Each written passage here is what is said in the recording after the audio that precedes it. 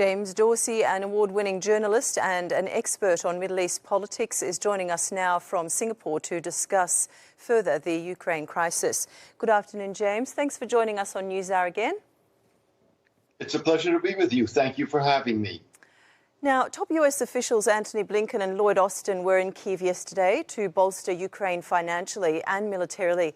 Now, what do you make of this secret trip and what lies ahead in this battle for Ukrainian territory?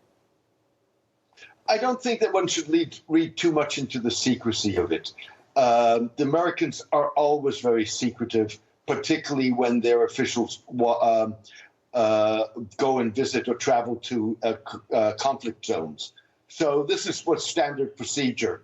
It often is that you only know about the visit to countries like Afghanistan, Iraq, for example, in the past, only once the visit is over, which is, in a sense, the Americans only confirmed it once both the Defense Secretary and the Secretary of State had left Ukraine physically. Mm-hmm. In terms of significance of the visit, I think it is significant. It is, the only thing short of a visit by U.S. President Joe Biden. A fair number of Western European leaders have been to Kyiv. The Americans needed to show presence there too, and they're doing that in multiple ways. They're doing that, of course, with the return of U.S. diplomatic personnel next week to the capital, Kyiv, which essentially is a statement of confidence in the Ukrainians' victory, as the Americans have formulated, in the battle over Kyiv and in their ability to sustain that control.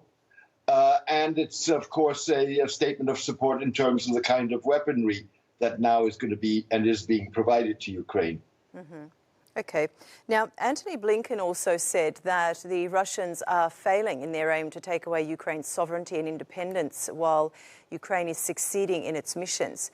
So let me ask you, do we actually have any winners in this never-ending war? The glass is always half full or half empty.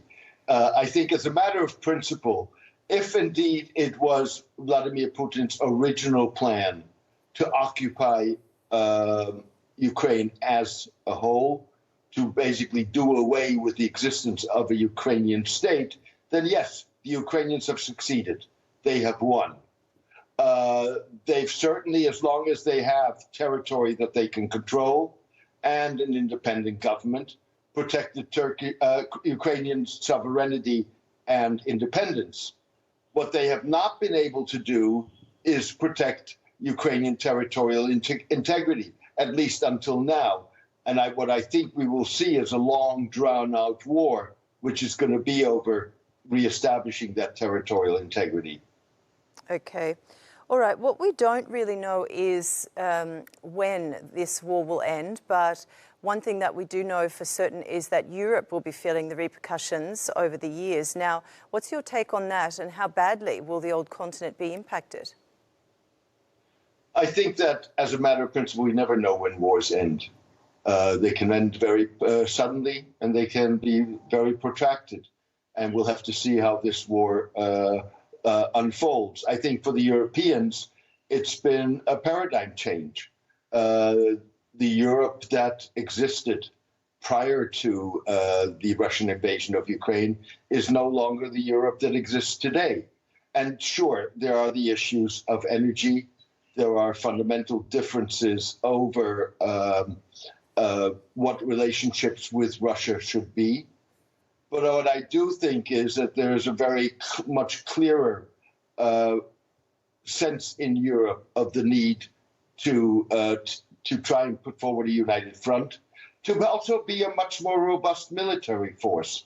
And in that sense, I think you've had a real paradigm shift that will not be rolled back. Okay, James, thank you so much for joining us on the program. It's always a pleasure talking to you. My pleasure. Thank you for having me.